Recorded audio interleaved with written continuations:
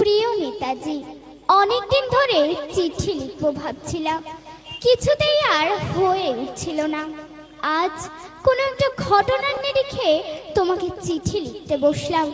ছেলেবেলায় আমাদের দোতলা ড্রয়িং রুমে তোমার ছবি, জন্মদিনে পেতাম বই, সেখানেও তুমি। বাবার গল্পে তোমারই বীরত্ব, দেখতে দেখতে, শুনতে শুনতে ক্রমে আমিও তোমার ভক্ত।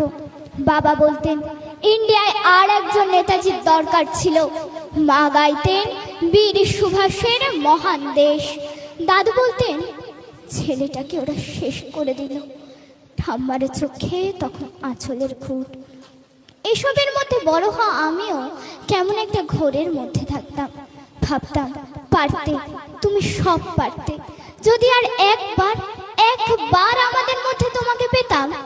আজ উত্তর 40-এও আমার একই ঘোর, তুমি পারতে।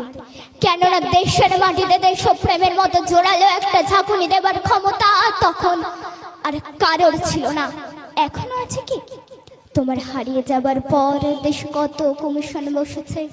ভারতের পূর্ব পশ্চিম উত্তর দক্ষিণে কোনো পীর, কোনো সন্ত, কোনো দয়ালু বৃদ্ধকে দেখে ভুল করেছে সবাই, ছুটে গেছে তুমি মনে করে, কিন্তু ফিরেছে মাথা নেড়ে।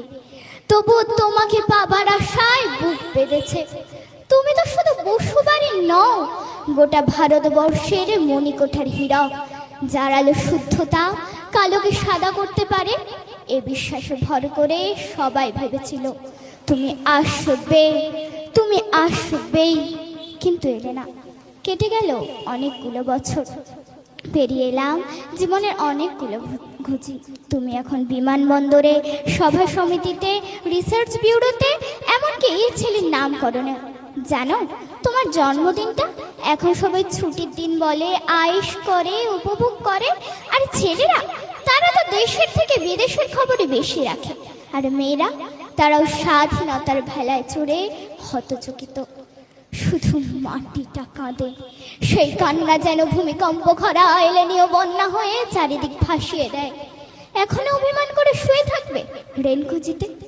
আর যখন ঘাড়ের ওপরে AK-47 এর নিঃশ্বাস, রক্তের হরি খেলা ধর্মের জিগিরে, তখন শোনাও সেই আওয়াজ, আমি সুভাষ বলছি। মেয়েটা দৌড়ে এসে বলবে, মা মা দেখো উনি আসছেন। পাশের বাড়ির মেসোমশাই ডাকবেন জানলা দিয়ে, বৌমা আমি বলিনি উনি ফিরে আসবে। খোলা জানালার ধারে দাঁড়াবেন মায়েরা, তাদের ডান হাতে শঙ্খ